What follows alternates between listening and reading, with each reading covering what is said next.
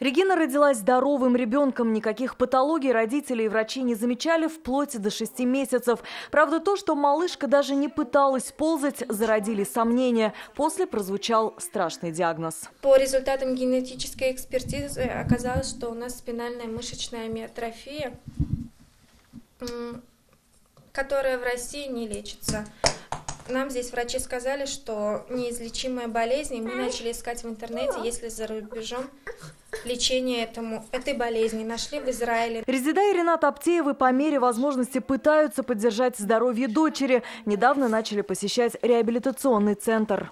С болезнью Регины нам нельзя просто так сидеть, носить ее на руках. Обязательно нужно заниматься лечебной физкультурой.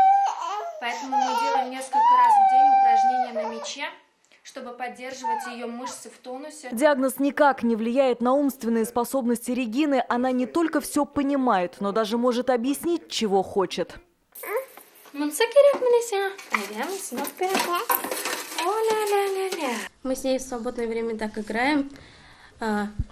Я очень хочу, чтобы она выздоровела. И так, как обычные дети, сидела, играла, ходила на своих ножках. Семья рук не опускает, ведь есть случаи выздоровления. Только чудо-врачи ждут в Израиле. А диагностика стоит 750 тысяч рублей. Годовой курс применения спинразы это обозначает 6 уколов нужно в год применять. Это стоит 45 миллионов на наши деньги, 750 тысяч евро.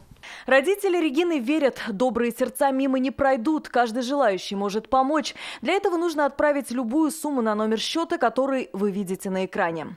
Мы знаем, благодаря нашим зрителям 4-летняя Аделина Абдуллина получила шанс на жизнь и сейчас проходит реабилитацию в Германии. Для Гузель Нугумановой было собрано более 1 миллиона рублей, а сбор для Тимура Ахмадуллина закрыт.